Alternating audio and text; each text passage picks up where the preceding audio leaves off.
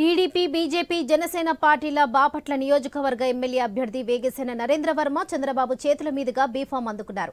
అనంతరం అల్లూరు గ్రామంలో ఉన్న శ్రీ లక్ష్మీ నరసింహస్వామి ఆలయంలో కుటుంబ సమేతంగా ప్రత్యేక పూజలు నిర్వహించారు.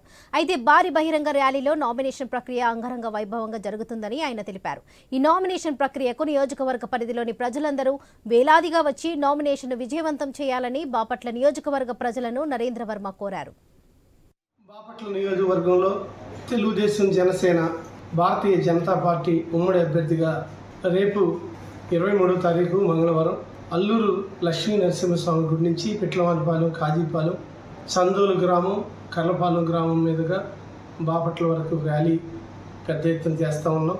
మీ ఆశీర్వాద బలంతో, మీ సహకారంతో ఈ ర్యాలీ కార్యక్రమంలో ఈ నామినేషన్ మహోత్సవాలకి తప్పనిసరిగా తెలుగుదేశం పార్టీ శ్రేణులు, అభిమానులు, జనసేన పార్టీ శ్రేణులు, అభిమానులు మరియు భారతీయ జనతా పార్టీ శ్రేణులు, అభిమానులు పెద్ద ఎత్తున పాల్పంచుకొని నామినేషన్ ప్రక్రియ బాగా జరిపి రేపు గెలుపుకి నాంది పలకాలని మేము మనస్ఫూర్తిగా ఆహ్వానిస్తున్నాను.